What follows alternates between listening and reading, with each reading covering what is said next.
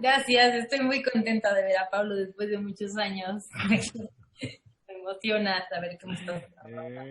¿Ya me ves más viejo? No, síguele. No, igualito, más sabio solamente.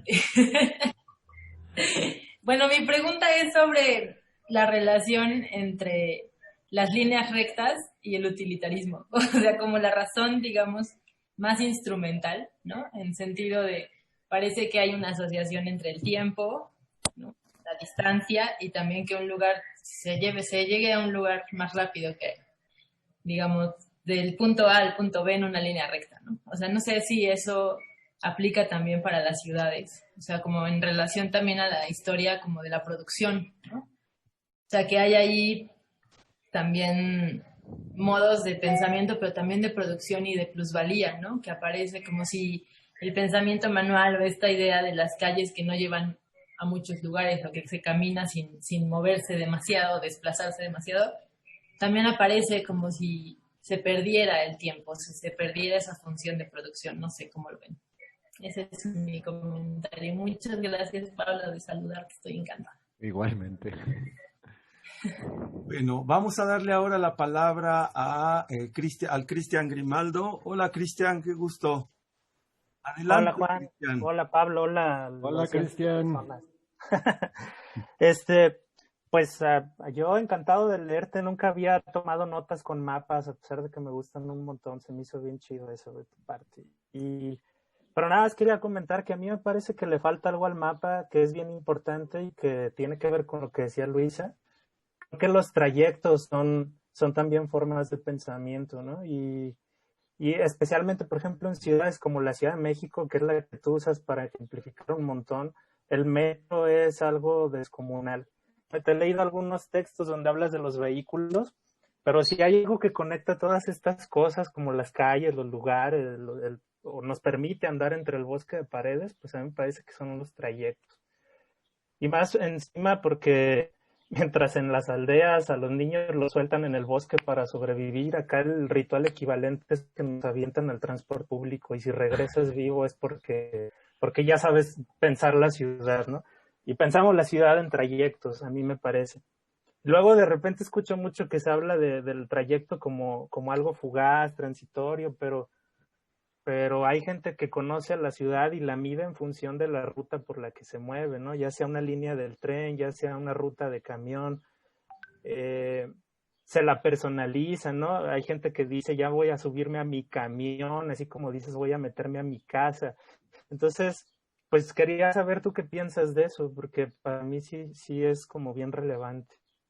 Además, esto de mover el cuerpo en la ciudad, pues gracias por lo que nos compartes.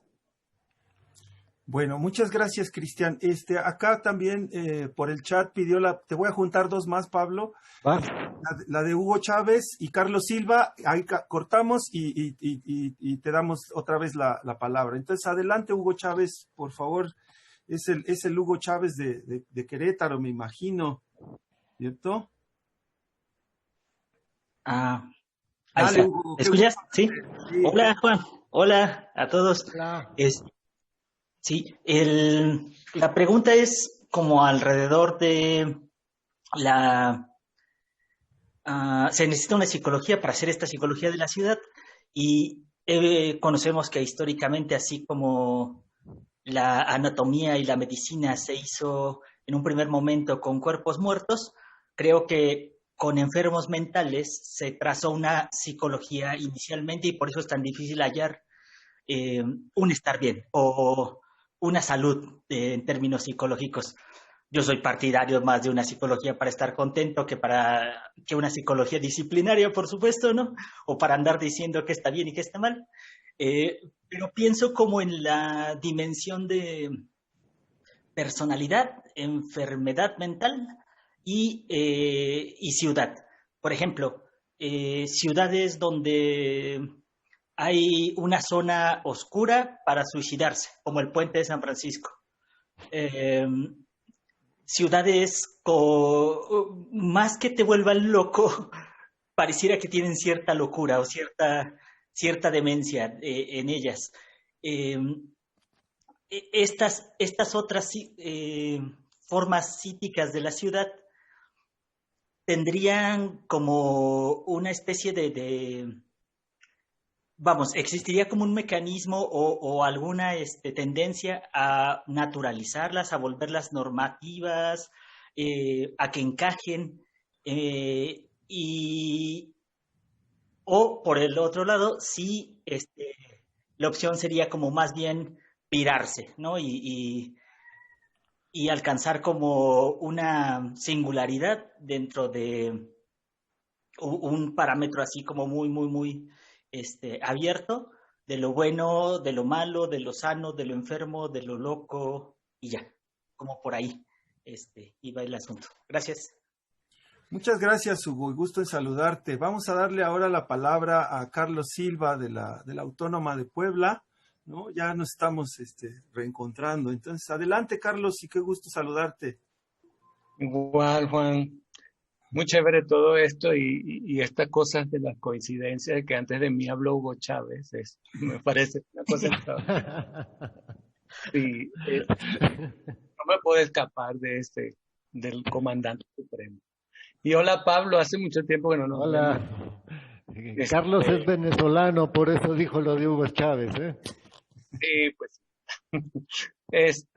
Yo tengo una pregunta muy puntual. Bueno, digo yo que es puntual y tiene que ver un poco con el sesgo, mi sesgo con la reivindicación de las cosas y los objetos.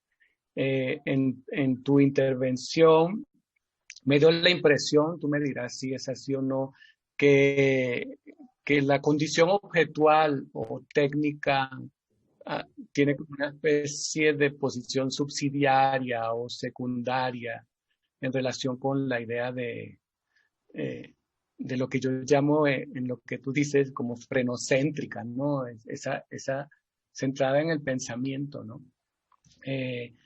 Porque a mí me cuesta mucho pensar una ciudad sin sus cosas, y sobre todo sin sus artefactos, sin sus mecanismos, ¿no? Una escalera mecánica, un puente, los coches, todo eso, a mí me parece que es ciudad, ¿no? De hecho, tú comenzaste con un objeto tecnológico que son las murallas, ¿no? Tecnológico en el sentido de CRE, del mismo CRE, ¿no? Esa cosa que pones ahí y sigue funcionando automáticamente, sigue dividiendo lo de adentro y lo de afuera. Entonces, no sé si es una impresión mía de que le das como un lugar subsidiario, marginal a esto del objeto y la tecnología, o eso, simplemente me gustaría saber cuál es el lugar que ocupa, no el estatus ontológico, sino cómo es posible pensar la ciudad sin sus cosas, ¿no? A mí me cuesta mucho pensarla sin ella, ¿no? Entonces, hasta ahí va mi pregunta, ¿no? Bueno, Pablo, pues es tu turno. Sí, a ver cómo junto las 6. Creo que algo que me incomoda, pues, creo que sí, me incomoda tal cual, y es lo que intento evitar, y es lo que aparece en varias de las preguntas, es ese gusto, esa fatalidad que tuvo la psicología social por quererse incorporar a las ciencias sociales en vez de incorporarse, por ejemplo, a la filosofía de la cual pertenecía o a las ciencias humanas o a las humanidades tal cual. Y esa tendencia a las ciencias sociales es la que la hace pensar siempre en grupos, en gentes, en trayectos, por ejemplo, etcétera, todo eso. Deliberadamente lo que dije es una psicología sin personas. Quise hacer abstracción de las personas, de sus movimientos,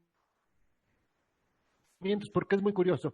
Si se pone uno a pensar en los trayectos, eso pasa. Entonces de repente uno se pone medidor de trayectos, entrevistador de trayectorios, cosas por el estilo, y la ciudad más o menos desaparece. Si uno se sale de las ciencias sociales, se va por otro lado, yo confieso que me gusta mucho más, o la o la ciencia, o la parte cultural, o la crítica cultural, o las artes plásticas, o cosas por el estilo.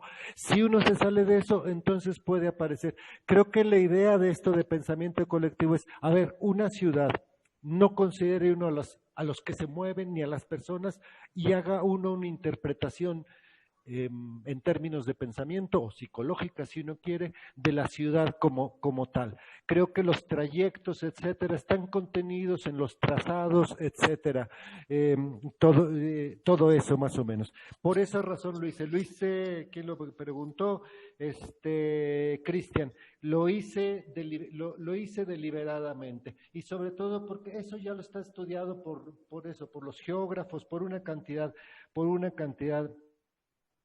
de cosas. Por ejemplo, lo que dice Hugo Chávez de los que se tiran en el puente de San Francisco, pues ahí está, dice uno. Hay un río, es decir, un agujero. Pablo, si te puedes acercar un poquito a tu micrófono, ándale. Sí, hay un río, es decir, es un agujero, va el que ya no quiere pertenecer a la ciudad ni a ninguna otra parte y se tira y se va, más o menos. Parece ser que el mismo río tiene contenido el suicidio, ¿no? Como diría Virilio, el ferrocarril contiene el descarrilamiento. La de Carlos Silva, que me da mucho gusto verlo, sí, es más o menos lo mismo. En efecto, los objetos técnicos.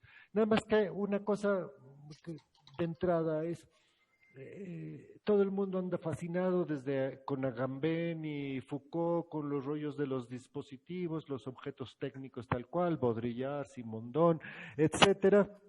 Se les da mucha importancia y mi argumento sería decir, sí, le pone uno en lugar subsidiario y de manera que aparezca lo otro.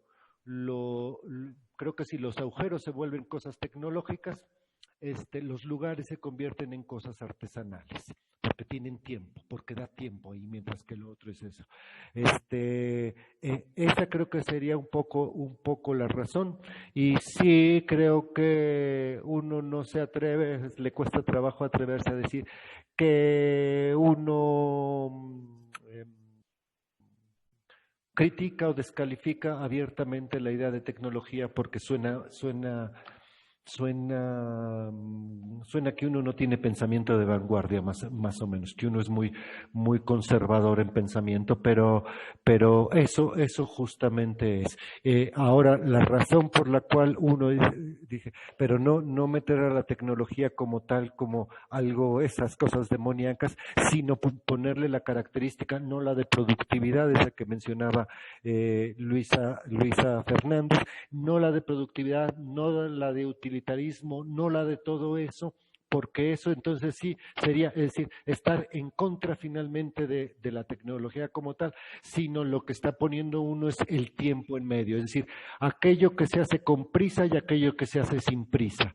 Sí, es ahí toma de posición, uno prefiere las cosas que se hacen sin prisa porque parece ser que la idea de ciudad está tal cual ahí más o menos. Esta idea, lo que decía Luisa, de que las calles rectas, etcétera, ya tienen forma de pensamiento mecánico, es una idea porque la tiene Spengler, que es un rollo muy interesante, pero precisamente quise quitar esa. No es que las calles rectas y los trazados rectos ya tengan un pensamiento mecánico, no es ese, porque son muy orgánicas. Una cosa que dice Sennett en su último libro, que se me hizo bonito, es decir, se hacen las grandes avenidas, en París concretamente, y que eran para eso, para mecanizar todo, y sin embargo se utilizan para poner cafés, para que la gente se siente a ver pasar gente. Lo que hizo Benjamin y Baudelaire, etcétera, fue usar esas avenidas disque rápidas para sentarse a ver cómo pasaba la gente, más o menos. Entonces se convierte en algo muy orgánico. Por eso quise separarlo más o menos, y solamente lo pongo por cuestiones de tiempo. Cuando hay tiempo se usan las manos.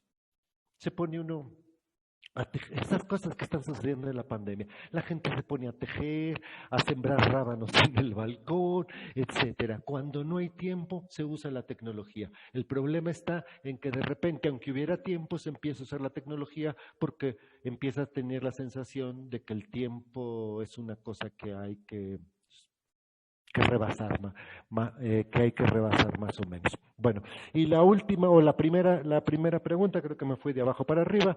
La última pregunta, esa que está muy interesante de las casas más o menos, de las casas, si están cambiando con la pandemia porque uno metió las oficinas a las casas. Parece que sí, parece que desde hace mucho más o menos. Desde todo el siglo XX, con el funcionalismo más o menos, se empezaron a hacer casas con grandes. Antes, muy curioso, todavía en los pueblos sucede, las casas, aunque tuvieran técnicamente la posibilidad, las hacen con ventanas chiquitas. Quiere decir que las ventanas no sirven para ver para adentro, sino sirven para ver para afuera, como ojos más o menos. Actualmente los grandes ventanales, etcétera, es para que entre más la ciudad ahí y se pierda un poco la frontera. Entonces, eso ha estado sucediendo desde todo el siglo XX y parece ser que mucho la gripe española tiene que ver con el uso de espacios abiertos, iluminados, etcétera, para airear las casas, la idea de la higiene. Sin embargo, siempre se guarda un rinconcito. Sí, siempre se guarda un rinconcito lleno de polvo, de tierra, de cariño y de cartas de amor. Ese se sigue guardando, como que hay uno de esos.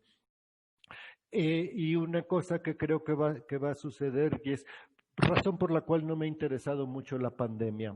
No me gustan ni las pandemias, ni los terremotos, ni eso, porque se me hace que interrumpen el flujo de la historia con una anécdota, con un escándalo, con algo por el estilo.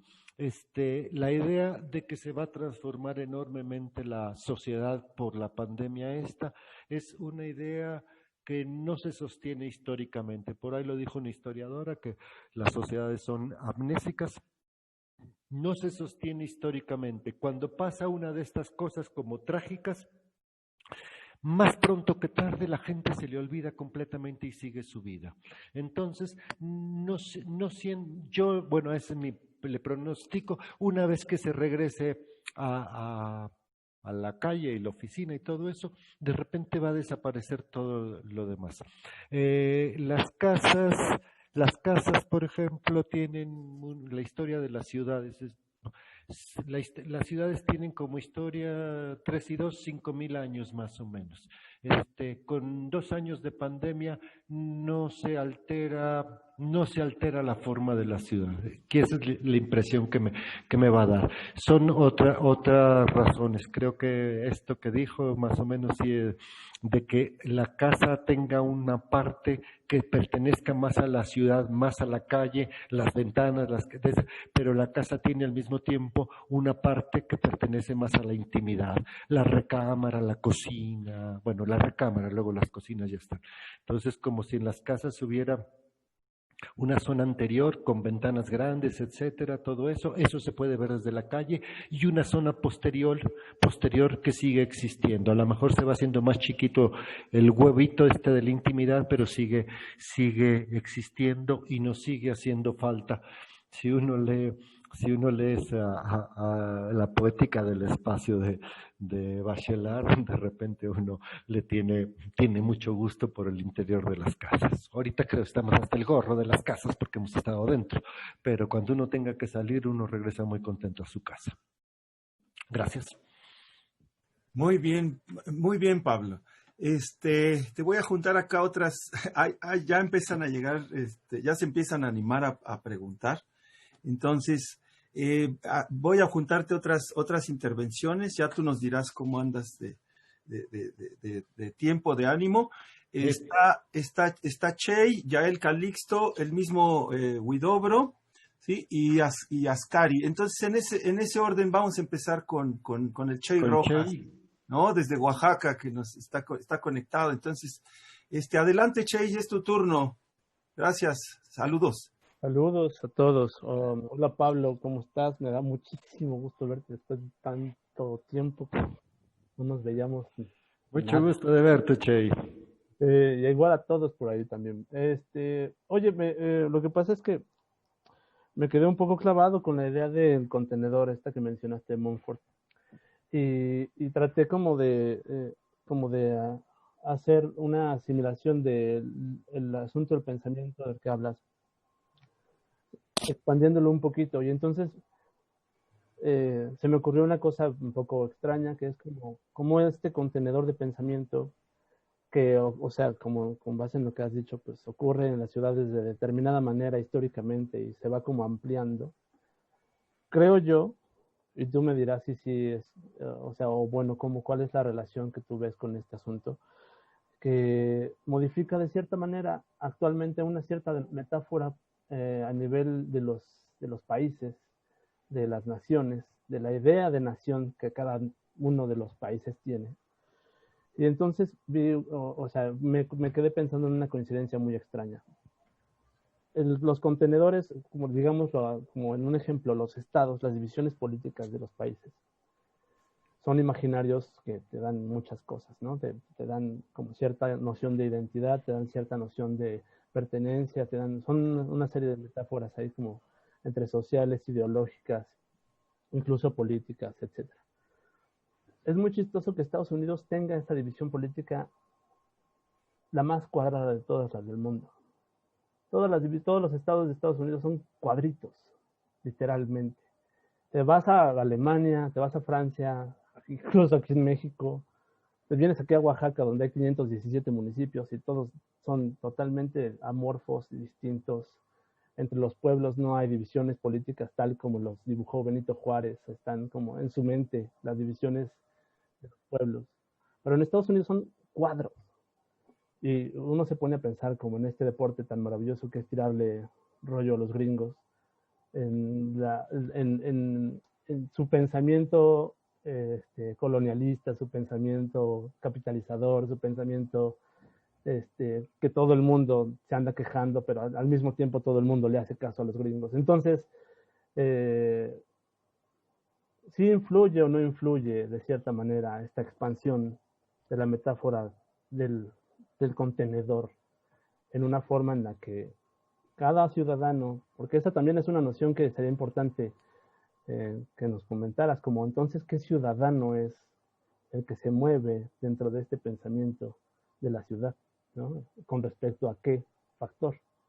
Si tiene que ver con estos cuadritos o tiene que ver con estas deformidades que se plantea en una relación, digamos, como medio impuesta y medio aceptada también, ¿no? Esa sería como mi pregunta. Muchas gracias, Che. Ahora le toca a Yael Calixto de la Facultad de Psicología de la UNAM. Adelante, Yael, gusto en saludarte también. Hola, ¿qué tal a todas, a todos? Pablo, qué gusto volver. Un gusto en saludarte, Yael. ¿Cómo estás? Muy bien, ¿y tú? Bien, gracias. Con mucho gusto de verte. Mi pregunta es un poquito más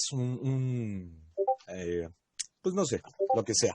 Pero en tanto la ciudad como proyecto de humanidad, porque pareciera que es eso, y está muy ligado a lo que ahorita menciona Che, ¿cómo diferenciar estos pensamientos de las diferentes ciudades del mundo? Es decir, si las ciudades son formas de pensar una cuestión mítica de orden social, frente a esta lógica de subsumir, de homogeneizarlo todo, en dónde irradia esta cuestión de la diferenciación entre ciudades, es decir, la pluralidad de las formas de pensar serán subsumidas a un concepto que podría nombrarse ciudad global. Esa es como mi pregunta, y solamente hay un datito. En Japón hay una cuestión que se llama Shudan Ishiki, que significa espíritu social y al mismo tiempo urbanismo. Entonces esto se me hace enteramente impresionante porque vaya, pareciera que estamos repensando y remirando las ciudades en Occidente cuando en Oriente ya lleva, ¿no? Un montonazo. Entonces mi pregunta va por ahí. Y lo último, vaya, es muy curioso que también las ciudades universitarias tengan esta misma lógica morfológica de una ciudad en el sentido urbano de la palabra, ¿no? Con sus templos, con sus calles, con sus callejones peligrosos, etcétera, etcétera. Y eso, ¿no? ¿Existe la posibilidad de una ciudad dentro de las ciudades y viceversa? ¿O hasta ahí? Me gustaría saber qué piensas. Gusto en verte, Pablo. Igualmente, Yael. Gracias, Yael. Le toca el turno a Juan Carlos Huidobro, que también quiere echarse una pregunta. Adelante, tocayo. Ahí voy. Bueno, como todos lo estamos viviendo con la pandemia, con el primer encierro y ante la imposibilidad de andar en la calle, caminar, andar en bici, por ejemplo, subirse al metrobús, estar de saltarín en las banquetas, en las escaleras o en las jardineras, nuestra casa, nuestro hogar se convirtió más o menos en una nueva calle. Es decir, la gente comenzó a caminar o a recaminar su casa. Ahora que hablabas del oficio de Baudelaire que tanto le gustaba a Benjamin, comenzó a ser una suerte de flanés de su propio hogar, ¿no? A pisarla de nuevo, a redescubrirla, a sentarse en espacios que no eran, por ejemplo, para eso, también a limpiarla, claro, como si barriera la banqueta, pero la casa. Y además ahí en el proceso se encontró cosas que no se acordaba, que existían, por ejemplo, se encontró dinero en su ropa por ahí escondido, se encontró fotos prohibidas, etcétera. Bueno, cuando se ponía más interesante la cosa, cuando la pandemia había encantado nuestros hogares, comenzó todo a desvanecerse, ¿no? Así como con la Cenicienta la medianoche apareció, la gente comienza hoy en día a salir de sus hogares, a huir de sus hogares. La calle llama de nuevo. Y la pregunta muy específica es, ¿qué tiene la calle? ¿Por qué nos atrae? ¿Por qué encanta o desencanta? ¿Nos encanta o desencanta? ¿Por qué nos arrastra fuera de nuestros hogares una vez más? Y esa es la pregunta. Listo, tocayo. Vamos con Ascari Escamilla. Ahí cerramos este clúster de preguntas y luego, a ver, ya tú nos dirás si aguantas otro bloque después de este. Entonces vamos con Ascari Escamilla. Adelante. Sí, ok, muchísimas gracias. Buena tarde a todos. Antes que nada, igual me gustaría como tomar un segundo nada más para agradecer a Pablo, porque la verdad es que desde el primer momento en que leía El espíritu de la calle, creo que es un libro que al final permite reflexionar o acerca de muchos temas, ¿no? Y la verdad que ofrece una mirada bastante interesante.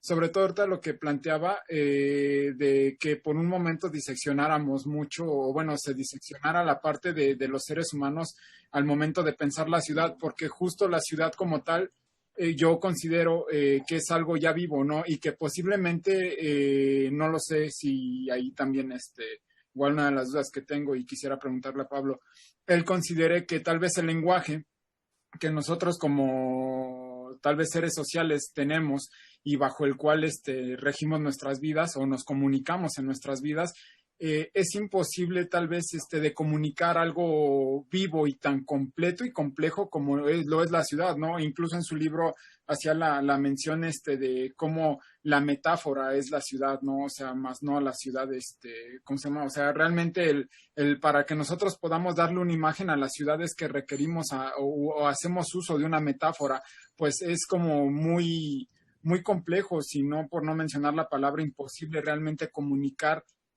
qué es la ciudad, ¿no? O sea, porque el lenguaje tal vez escrito nos permitiría hacer una descripción, o sea, de ciertas características que podemos decir, esto es lo que contiene una ciudad, pero al momento de realmente dar una imagen o querer dar una imagen de algo vivo, resulta casi incluso, por así decirlo, contradictorio, porque una imagen es algo estático y la ciudad, al ser algo vivo, es algo que constantemente, por ende, conlleva movimiento, ¿no? Movimiento más allá de hacia atrás y hacia adelante, es realmente los efectos, todos sus medios que construyeron la ciudad y que por ende van engendrando, o sea, las realidades que vivimos nosotros como seres sociales, ¿no? Porque muchos decíamos, posiblemente la realidad es una, ¿no? Sin embargo, tal vez nosotros como seres sociales, al no ser como capaces primero de conocer o al primero más no capacidad, sino tal vez ignoramos todos los medios que componen a la ciudad y los efectos que la hacen ser esa ciudad, porque por ende todas las ciudades son diferentes, ¿no? De acuerdo a que cada una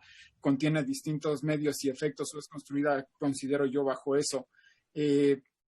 También engendra distintos seres sociales, ¿no? Y que al final del día los seres sociales no alcanzamos a vivir la realidad completa como tal o la realidad de la ciudad. ¿Por qué? Porque precisamente nosotros nos movemos bajo únicamente solo ciertos medios que al final del día nos permiten o vivimos solo una parte de lo que la ciudad es, ¿no? Este ente, por así también delimitarlo a la palabra ente, tan complejo, ¿no? Entonces, no sé si considere también que el mismo lenguaje ha construido un pensamiento en el cual nos es como casi un impedimento para hablar realmente de lo que es una ciudad, o sea, y también las implicaciones que tiene la ciudad. Con eso concluyo mi participación y no sin antes agradecer el espacio. Muchas gracias, Ascari. Entonces, a ver, creo que podemos juntar la de Víctor Salinas y pasamos. Adelante, Víctor Salinas, es tu turno.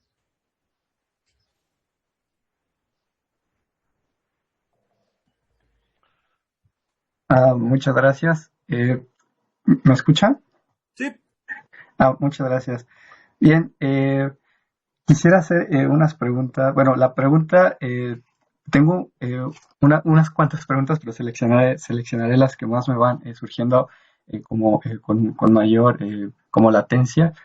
Primero, Pablo, agradecerte también y preguntarte, en esta contextualización que nos das histórica, parece que vas retomando ciudades desde los contextos europeos, por ejemplo, y bueno, pero cuando mencionaste la parte de la Plaza de las Tres Culturas, empecé a pensar un poco cómo estas construcciones, por ejemplo, que se están haciendo desde las épocas prehispánicas en gran parte del continente americano, que tienen que ver más con una apuesta al exterior. Es decir, todas estas pirámides no se hacían para hacer un espacio dentro de otro espacio, sino para habitar el espacio como hacia afuera, a diferencia de las construcciones, por ejemplo, de las cúpulas, es hacer un espacio aislando otro espacio al mismo tiempo. Entonces, cómo en el pensamiento social colectivo va influyendo en nuestra particularidad como país e histórica, cómo van influyendo este tipo de pensamiento de hace más o menos más de 500 años hasta ahora. Si tiene alguna influencia, si crees que el pensamiento se ve influenciado por esto, el pensamiento de la ciudad. Otra cosa y otra pregunta, y yo creo que solo hago esta más y ya, sería cómo pensar la intervención en este pensamiento social. Desde la psicología colectiva, cómo pensamos intervenir el pensamiento social de la sociedad. Es decir, cómo se puede generar una intervención psicocolectiva o una intervención psicosocial en estos espacios pues del pensamiento, en estos espacios de la ciudad. Si hay alguna propuesta o si hay alguna estrategia, herramientas, metodologías, dispositivos que nos puedas compartir desde la psicología colectiva. Y bueno, y una última más, o tal vez si ya abusando un poco del tiempo de todos y de todas, ¿cómo podemos empezar a plantear que también dentro de ese mismo pensamiento de la sociedad hay un pensamiento hegemónico que intenta apartar otro tipo de pensamientos y otras expresiones sociales? Entonces parece que empieza a ser una lucha entre el poder y el contrapoder, y de ahí van surgiendo muchísimos otros pensamientos, y parece que se va creando y recreando el pensamiento. Entonces, con esto, bueno, es lo que me gustaría expresarte, preguntarte, Pablo. Muchísimas gracias por el tiempo y por la oportunidad de hacer la pregunta. Muchas gracias, Víctor. Adelante, Pablo. Va.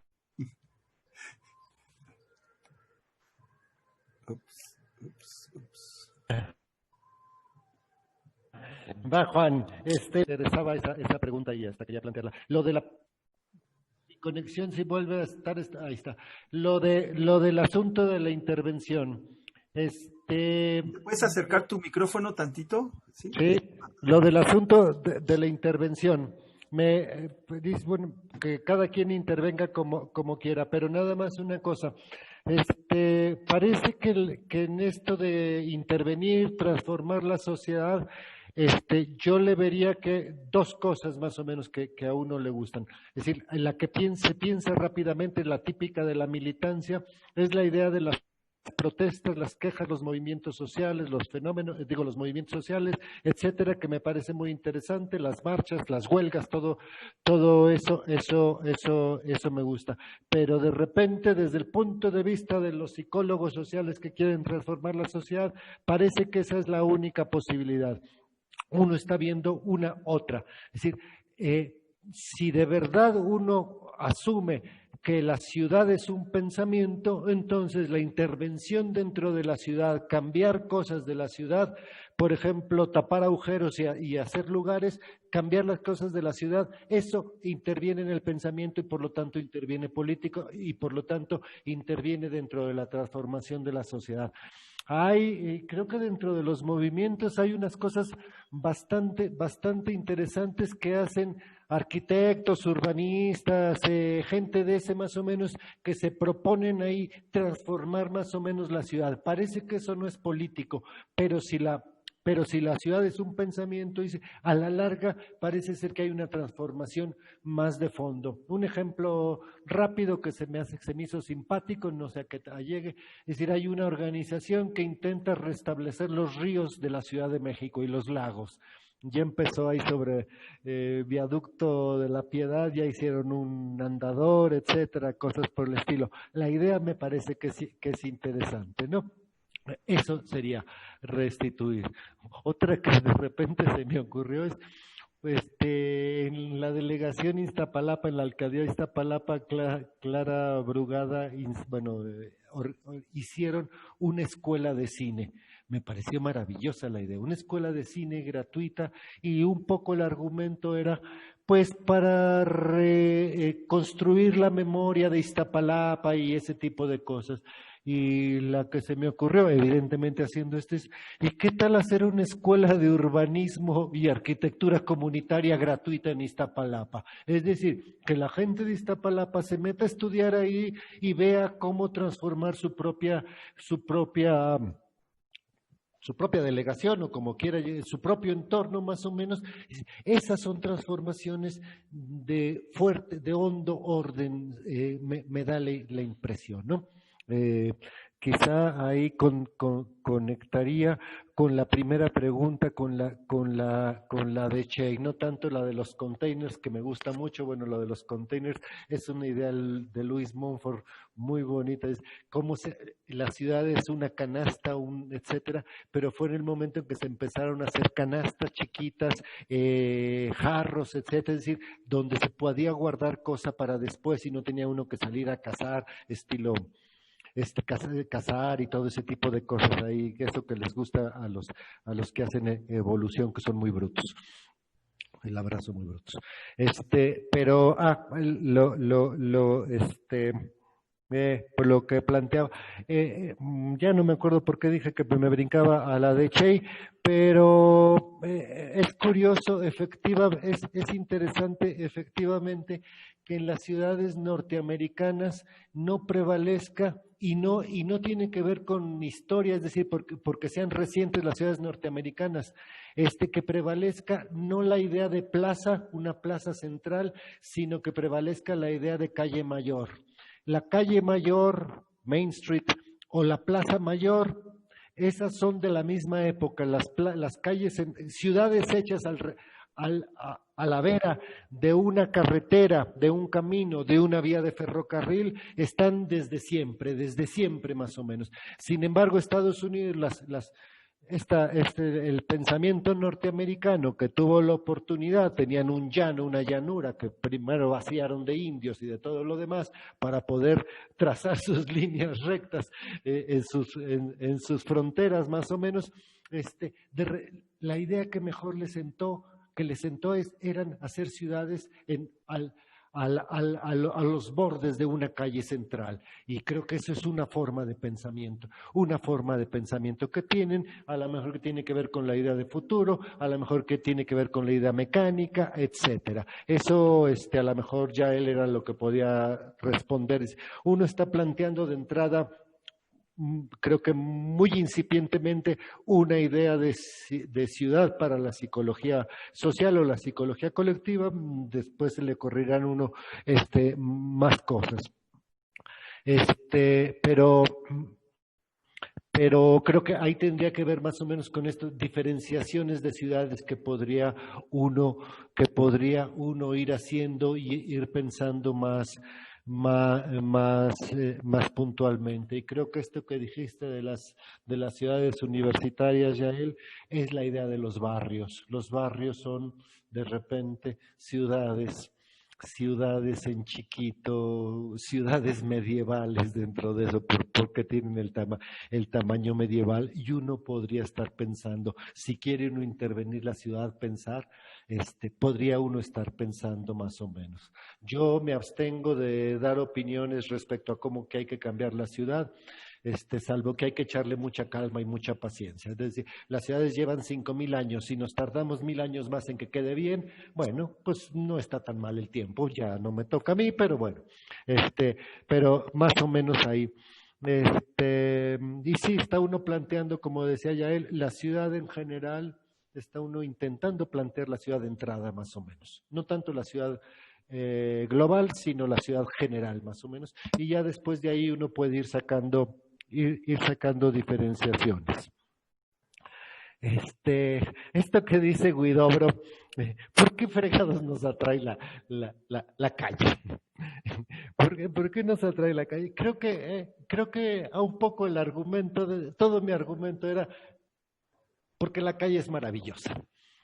Porque la calle es maravillosa, porque es la que nos funda a nosotros, es la que nos hace, porque es lo que es la ciudad. Creo que todo el argumento es decir, hay una atracción por la calle. Si eso es una toma de posición, pues hay, sí, en efecto la pongo. Y creo que tiene que ver, si ve uno luego lo que se escribe sobre la ciudad, siempre son, ya sea en el estilo light o en el estilo heavy, en el estilo académico denso o en el estilo literario, siempre es una queja con la ciudad. La ciudad es la culpable de todos nuestros males, más o menos, ahí ya saben, hay violencia, hay etcétera. Lo que creo que también lo plantea uno como punto de partida, es decir, hay una defensa de la ciudad como que es lo mejor que tenemos, es lo mejor que tenemos, y hay que gozarlo y arreglarlo en lo que se pueda más o menos, pero creo que la atracción de la calle es porque es la atracción está hecha de lo que estamos hechos nosotros mismos. Está hecha de lo mismo, y entonces esa es más o menos la atracción. Me abstendría de hacer atracciones así. Es porque en la calle hay mucha gente. Sí, me cae que sí hay mucha gente, pero uno prefiere moverse más. Esto que decía Ignaz Meyerson, o que decía Halbach, es decir, no jalarse tanto por lo fácil que es los movimientos de la gente. Eso es muy fácil. A cualquier niño, perdón, sin querer ser peyorativo, pero a cualquiera, si le baila a alguien, le brinca a alguien, pues pone atención. Pero lo interesante sería cómo poner atención sin que le baile a alguien y le brinque en medio. Es decir, que una fachada sea interesante y no tenga que haber alguien ahí para que sea interesante. Creo que es sofisticar un poquito el pensamiento. Es muy fácil irse con eso, con la atracción por la gente. Pues sí, es obvia más o menos, pero diría uno, hay que pensarla un poco más. Como si los objetos, lo que diría Meyerson o lo que decía Halbach, los objetos están cargados de humanidad, los objetos están cargados de nosotros mismos. Entonces, descubrir ese nosotros mismos, ese uno mismo, descubrirlos en los objetos. Creo que eso falta. Lo demás es un facilismo intelectual desde mi modesto punto de vista. Y termino con lo que dijo Ascari Escamilla, que es por todo lo que él dijo, es decir, que el lenguaje no puede alcanzar a la ciudad. Creo que no puede uno hacer una psicología social o una psicología colectiva que sea objetiva, puntual, medidora, cuantificadora, científica, todo ese tipo de cosas. Porque si uno la quiere hacer científica y objetiva, Ok, la hace, pero lo que le desaparece es su objeto, le desaparece la ciudad. Para ver la ciudad, para poder hablar de ella, para poderla teorizar, tiene uno metodológicamente, tiene que utilizar uno un lenguaje metafórico. Eso, tiene que usar el lenguaje metafórico. Por eso, entonces, de repente se acerca, diría uno, la psicología colectiva más a la literatura que a las ciencias sociales que quieren ser cuadradas y objetivas. Porque por el lado metafórico de la literatura o de la filosofía también, o de la historia también, por ese lado uno alcanza a tocar con las palabras el objeto que no puede ser descrito de ninguna otra manera. Así que gracias, Ascari, por la pregunta. Bueno, ya, Juan, ya acabé. Ok, ¿aguantas una rondita más o le... Sí. Bueno, mira, te voy a leer algunas preguntas que han aparecido en el Facebook, ¿no? Para también interactuar con la banda que anda allá conectada, ¿no? Entonces, ahí va la ametralladora de preguntas, ¿no? Porque te las voy a leer y algunas te las voy a comentar. Me preguntan que si el Internet podría considerarse como una ciudad, que si las plataformas podrían considerarse como ventanas para salir del espacio público, ¿no?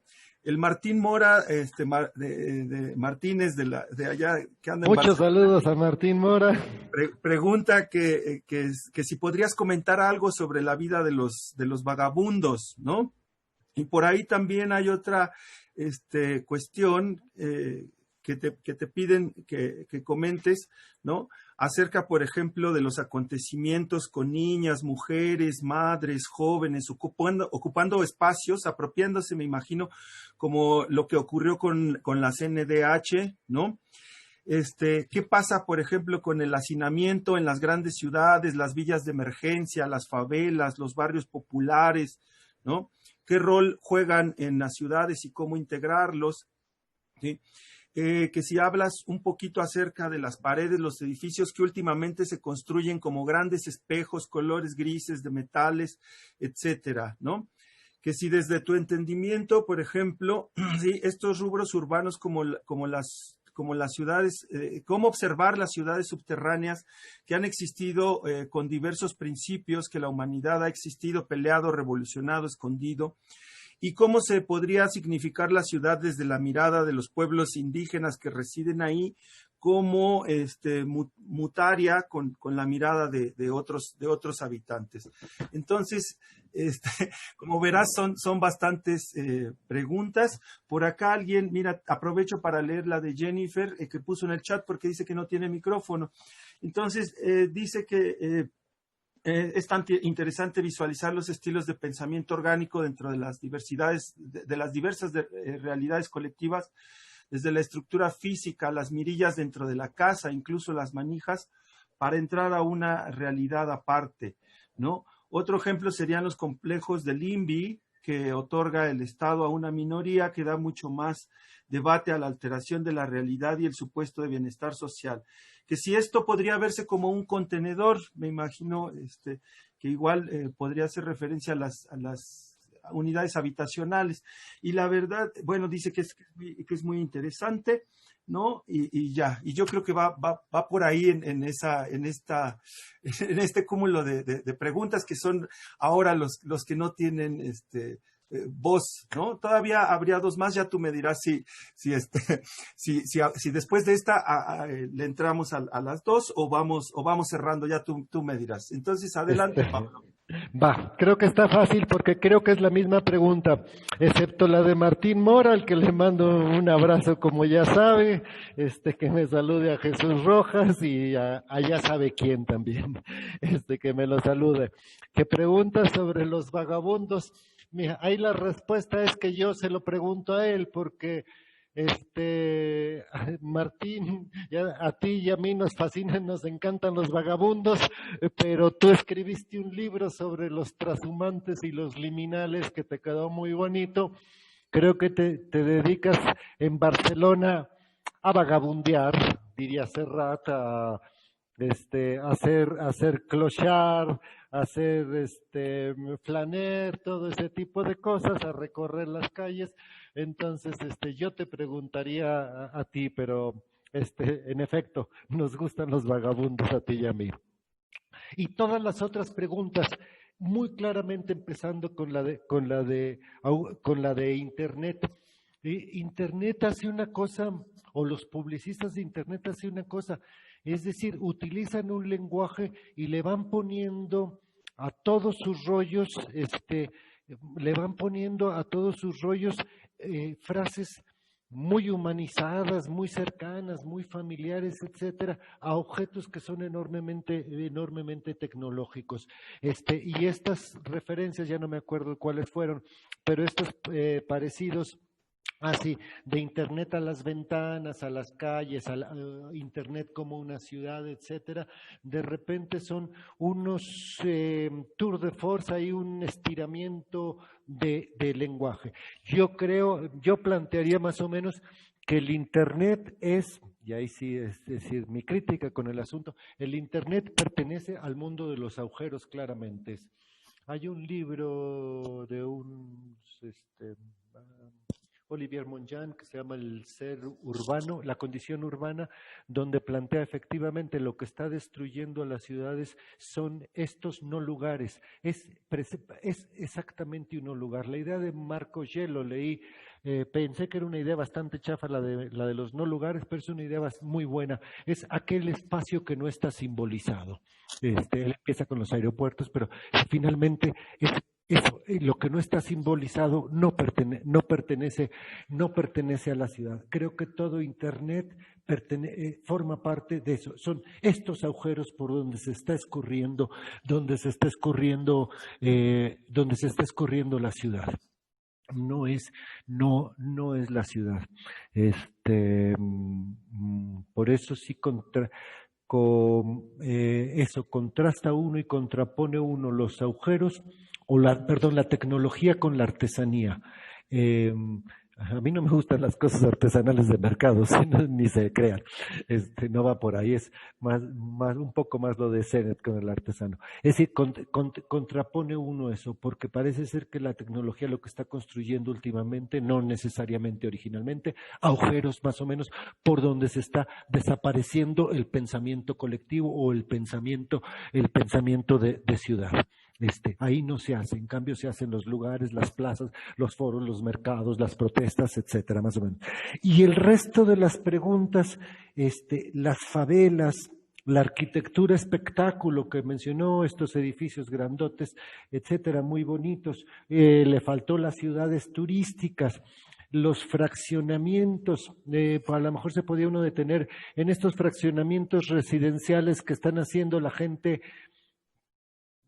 con lana o clase media aspiracionista más o menos, que ya no aguanta a la chinaca popular, a la gente que hace ruido, a la gente que viaja en camión, que ya no aguanta nada de eso y quieren irse a vivir a un lugarcito apartado, cercado, no le pondría yo amurallado, que está fuera de la ciudad y que no pertenece. Da la impresión de que económicamente o de sobrevivencia biológica sí tienen de todo, hay todo y pueden vivir, pero lo que está faltando ahí es la esencia de ciudad. Por ejemplo, regresa Martín, en esos fraccionamientos cerrados, etcétera, por ejemplo, no caben esos detallitos que tiene la ciudad. Por ejemplo, no hay estas cosas que son muy entrañables de la ciudad. No hay vagabundos, no hay gente pidiendo, no hay vendedores ambulantes, etcétera. Y entonces la ciudad, eso no es un remedo de ciudad, y lo que se están haciendo. Lo mismo son remedos de ciudad las ciudades turísticas y estas que ya tienen marca, la marca Ciudad de México, la marca Nueva York, es decir, ya no son la que vive la gente, sino aquellas que se visitan para ganar como recurso económico. Creo que todos esos pertenecen. Entonces, puede hacer uno actualmente una crítica grande, amplia a todo esto que le puse el nombre de agujeros, Olivier Monjan lo llamaba flujos, le puede uno poner, porque ahí está desapareciendo. Y en cambio, la desaparición de los lugares, esos sitios en donde cuya única actividad es estar, aunque esté uno haciendo otra cosa, pero la actividad es estar, y estar significa es estar en la ciudad, esas de repente parece que van desapareciendo, pero esos eran los que constituían desde el principio el inicio de una ciudad, porque las primeras ciudades se construyeron para estar dentro. Creo que respondí todas, más o menos. Tú dirás, Juan Soto.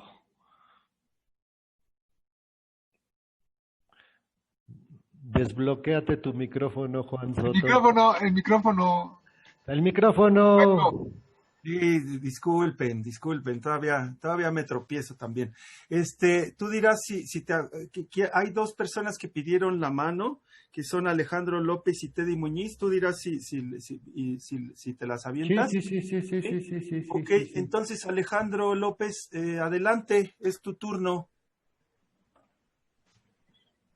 Sí, bien, buenas tardes. Buenas tardes. Buenas tardes, Alejandro, adelante. Buenas tardes, pues acá saludándote desde Morelia. Mucho gusto. Mucho gusto, saludos. De hecho, tengo el placer ya de conocerlo, doctor. Alguna vez visitamos para un congreso la UNAM y pues ya también tuvimos el placer de que nos firmara algunos libros. Gracias a ti. No sé si esto es una pregunta o un comentario, pero bueno, ahora yo soy profesor de preparatoria en zona rural en Michoacán. Inevitablemente hablar de ciudad me hace pensar pues cierta diferencia entre la zona rural, entre los pueblos. No sé si usted pudiera determinar que se trata de dos cosas distintas, grupos humanos distintos, o simplemente dos dinámicas de pelotas de ping pong que rebotan distintas, porque evidentemente hay diferencias y se siente, ¿no? Bien dice usted en el libro, cuando lo que se siente pensar es sentir, y personalmente yo me siento muy distinto cuando estoy en Morelia, cuando estoy en Copándaro, que es en el pueblo en el que estoy trabajando. Eso por un lado, ¿no? Me hace pensar como en si hay ciertas diferencias entre estos dos espacios. Y por la otra, pensaba también en el cambio pues político y social que hubo en la Ciudad de México, de pasar de ser un distrito a una ciudad, pero que no todos terminamos de comprender bien qué significa eso, porque bueno, hay algunas personas que siguen diciendo el Distrito Federal, ¿no? Se supone que ya es un estado más, pero no tiene municipios, tiene alcaldías, entonces, y lo pienso sobre todo porque en algún momento anduve con alguna persona de la Ciudad de México y él me decía muy orgulloso, y lo recuerdo cuando usted mencionó que, bueno, la ciudad es un espacio para el goce también. Decía él, bueno, la Ciudad de México no tiene nada que pedirle a ninguna otra metrópoli del resto del mundo, porque todo lo tiene, ¿no? La Ciudad de México, en términos de lugares para hacer y vivir. Y después del tiempo, decíamos, ¿no? O sea, la comparación entre la Ciudad de México y Morelia, y que ahora la Ciudad de México ya es un estado, a comparación de Michoacán, en términos de extensión, es distinto, vaya. Es decir, como si en la Ciudad de México todo estuviera más compactado, más cercano.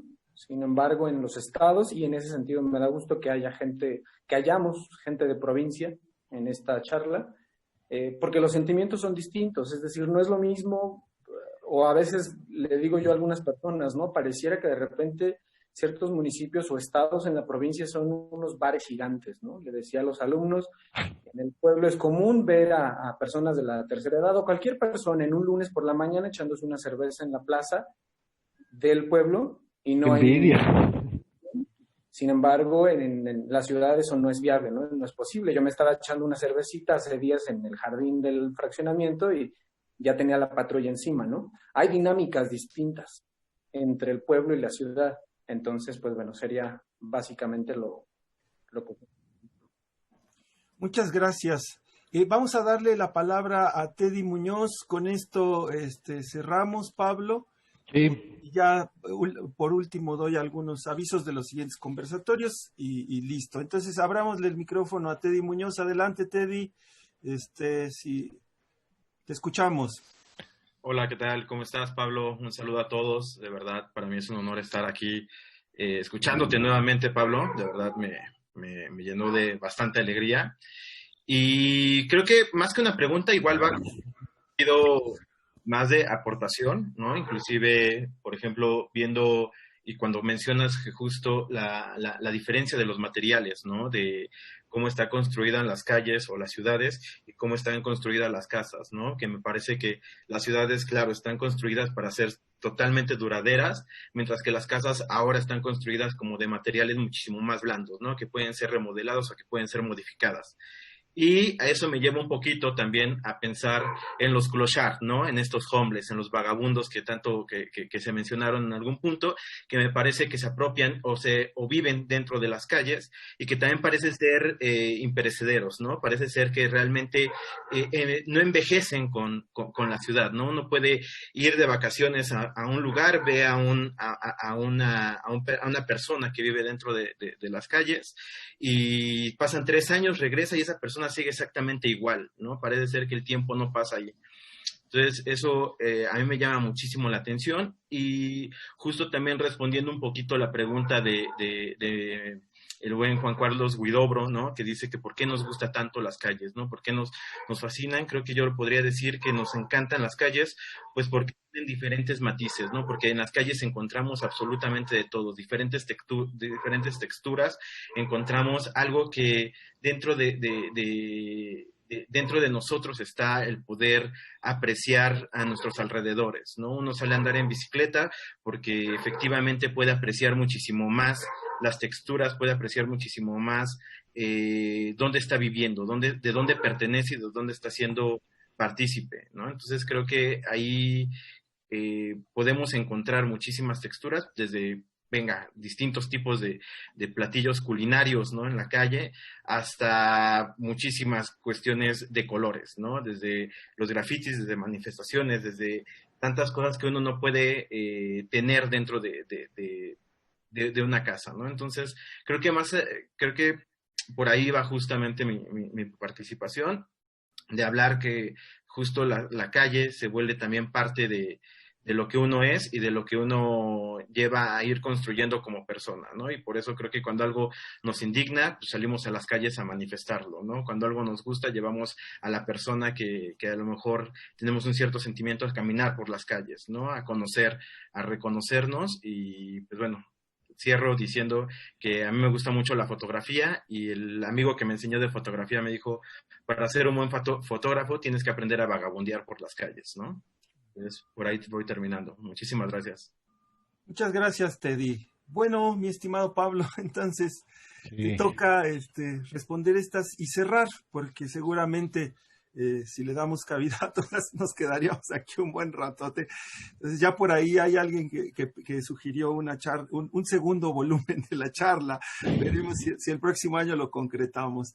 Así que adelante, Pablo. Gracias, Teddy. Eso de ser fotógrafo me pareció muy interesante y sí, creo que a ti también te gustan los ladrillos. La pared de atrás era ladrillo y está bonita, aunque tiene pinta de que la vas a tapar, pero en fin. Y esto que dice Alejandro López, creo que lo dice muy bien, efectivamente, es decir, lo que se siente estar en la ciudad y lo que se siente estar en el pueblo, los dos que menciona, se siente distinto y uno no sabe qué es, Bueno, sería interesante, creo, eso, asunto de psicología. A ver, ¿qué es aquello distinto que se siente en un lugar o en otro? A mí me da, esto de las dinámicas, a mí me da la impresión, me dio la impresión clarita que durante la pandemia la Ciudad de México, a pesar de tener 8, 10 o 14 millones de habitantes, se convirtió en una aldea. Por alguna razón, es decir, el hecho de que no hubiera a dónde ir, de que no hubiera a dónde salir, que a veces de repente, en efecto, la gente se queda en su casa, no tanto por efectos de salud, sino porque no hay a dónde ir. Y eso, no hay a dónde ir, creo que es un asunto muy claramente no urbano o rural, si uno quiere. Creo que puede uno plantear. Si son dos dinámicas, probablemente puedan ser dos dinámicas, es decir, cosas propias, estas nostalgias que tenemos, cosas propias del mundo de lo rural, de lo no urbano más o menos, que de repente uno podía traspolar, traer, etcétera. Es eso. Creo que hay una cosa muy chistosa pero es una constante. Todos los que escriben sobre la ciudad, da risa incluso, describen la ciudad, al último siempre anotan que el libro que escribieron sobre la ciudad lo escribieron en otra parte, en un pueblo, en un campo, en una casa de campo, etcétera. Como si hubiera una especie de fascinación o de aspiración por algo que no hay en la ciudad. Creo que la aspiración, aquello que no existe en la ciudad y que no ha habido nunca y no va a haber. Es decir, una ciudad es muy interesante, pero no va a ser un espacio feliz. Es decir, lo que no hay es una aspiración, la idea de serenidad, esa no está en las ciudades. Y estos que van y escriben sobre la ciudad y se van lejos para escribir de la ciudad y se retiran a un pueblo, parece que lo que están buscando es la serenidad. Todavía no. Creo que eso es lo que tendría que poder construir ese afecto, esa cualidad, etcétera, no está dentro de las ciudades. Las ciudades son emocionantes, son fascinantes, etcétera, pero le provocan a uno gastritis, úlceras y alcoholismos y otras cosas más o menos. Es decir, están cargadas de fricciones, son muy emocionantes, cargadas de adrenalina. La serenidad no está ahí. A lo mejor ese elemento que sí puede encontrar Alejandro en el pueblo, que se me fue el nombre, no pude captar el nombre del pueblo, ese elemento que se puede encontrar, a lo mejor adivino cómo construir materialmente aquello inmaterial, cómo construir materialmente la serenidad, que es lo inmaterial, cómo construirlo en una ciudad. Eso creo que es una cosa que le encantaba a Luis Barragán como arquitecto, a ver cómo lograba construir eso. Lo puede hacer en una casa, pero no en una ciudad, y sería interesante. Bueno, ya con eso, o lo que diga Juan Soto. Una pregunta de género, excepto las dos primeras preguntas, la de Liz Bugarini y la de Luisa Fernández, todos los demás que preguntaron fueron hombres, siendo que dentro de todos los que están participando la mayoría son mujeres. Es pregunta de género sin necesidad de respuesta. En fin. Sí, de hecho, bueno, por ahí ya era algo que estábamos comentando Juan Carlos Guidobro y yo en el chat del privado del inbox del Facebook. Bueno, a nombre de la Sociedad Mexicana de Psicología Social, Pablo, te agradecemos tu disposición, tus ánimos de estar acá, ¿no? De haber enriquecido estos conversatorios de la SOMEPSO. Déjenme convocarlos primero a que sigan estos conversatorios. El siguiente será el 23 de octubre, ¿no? Estará a cargo de Antar Martínez de la Universidad de Colima.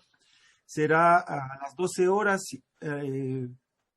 y te llevará el título de Psicopatologización de la Sexualidad y Cultura Terapéutica. Después tendremos el viernes 13 de noviembre, a las 12 horas también, estará a cargo de Iris Monroy y Georgina Lozano. Iris es de la Autónoma de Coahuila y Georgina Lozano es de la Autónoma de Zacatecas. Será un conversatorio sobre migración. ¿Sí? Y por último, tendremos el 4 de diciembre una sesión con Héctor Manuel Capello, que es el presidente honorario de la SOMEPSO de la Autónoma de Tamaulipas, ¿no? Y ahí estaremos cerrando estos conversatorios por lo que va de este año. De otra manera, veremos cómo se organizan, si para el próximo año podremos ya organizarlos presencialmente, o en todo caso podríamos seguir con esta misma dinámica que ha facilitado que nos estemos conectando con gente de México, con gente de América Latina, de Colombia, de Chile, con gente incluso de Europa, ¿no? Que de alguna u otra manera estas ventanas, digámoslo así, a los espacios digitales nos están facilitando ciertos contactos que de otro modo no podríamos tener. Entonces, estoy ya poniendo en modo mosaico la pantalla, para que quienes quieran encender su pantalla y quieran salir en la foto oficial de la SOMEPSO que nos hará favor Juan Carlos Huidobro, entonces lo hagan. Así que pueden en este momento ya empezar a poner su mejor sonrisa, su mejor peinado, su mejor pared, como diría el mismo Pablo, ¿no? Y ya, entonces ahora voy a cambiar a la siguiente pantalla, ¿sí? Para que... Así que si quienes quieran encender su cámara, exacto, pueden peinarse. Algunos ya no podemos hacer mucho. Entonces ahí está la pantalla. Mira, ya por acá veo a Ciania, veo a Anuar, ¿no? Ya veo caras conocidas, por ejemplo. Bueno, voy a la siguiente pantalla, ¿sí? Eso es, bueno, hasta acá ya están los que ya no encendieron su pantalla, pero de todos modos ahí pondremos la foto, ¿sí? Bueno, voy a la última, ¿no? A la última pantalla, ahí está, para ver eso, ¿sí? Eso es, ahí está, vamos a la última, ¿vale? Y bueno, pues no me queda nada más que agradecer, reiterar, los agradecimientos a Juan Carlos Huidobro, a Vanessa Soriano, ¿no? Un cordial saludo a todos. Los esperamos más o menos en un mes y esperamos que también le puedan dar like a las páginas de la SOMEPSO en nuestras redes sociales. Así que sin más, muchas gracias, pasen buena tarde. Como diría Pablo, ya nos ganamos el tequila, ya nos ganamos la cerveza. Él un cigarrito, yo no fumo, pero seguramente se lo fumará. Así que bueno, tengan buen día y cuídense. Hasta luego. Hasta luego.